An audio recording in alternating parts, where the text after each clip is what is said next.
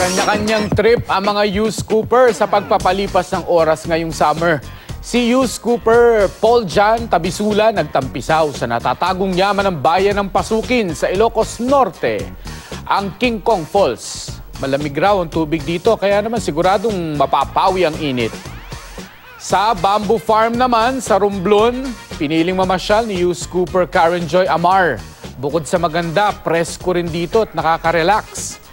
Si youth scooper Neil Joshua naman, kasama ang kanyang pamilya, nagpadala sa alon ng dagat sa Bulinaw, Pangasinan.